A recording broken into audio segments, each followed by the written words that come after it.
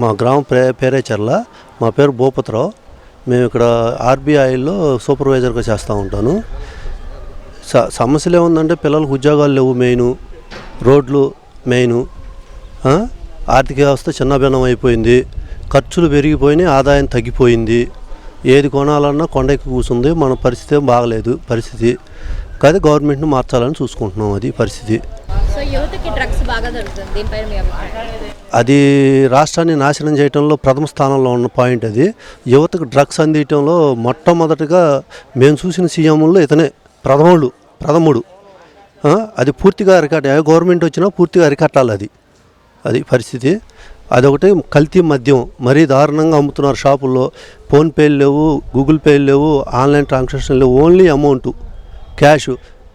9 దాటిందంటే bar and రెస్టారెంట్లో కూడా భయంకరంగా 2000 ఉండేది 3500. స్లిప్ ఇమ్మంటే స్లిప్ ఇవ్వట్లేదు. పరిస్థితి అట్లా తయారైంది. వెంసాని చంద్రరావు చదువుకున్న విద్యావేత్త. మేము నమ్మాం, అతన్ని అభివృద్ధి చేస్తాడని నమ్ముతున్నాం. ఆయనకే ఓటేస్తాం ఇవ్వాలి. ఫస్ట్ టైం కాదండి, ఇతను ఆల్రెడీ 20 years నుంచి బ్యాక్ ఉండి నడుపుతున్నాడు పార్టీని. ఇదివరకు నర్సాపేటకు ట్రై చేశాడు, ఇప్పుడు ఓన్లీ ఫ్రంట్కి వచ్చేసాడు.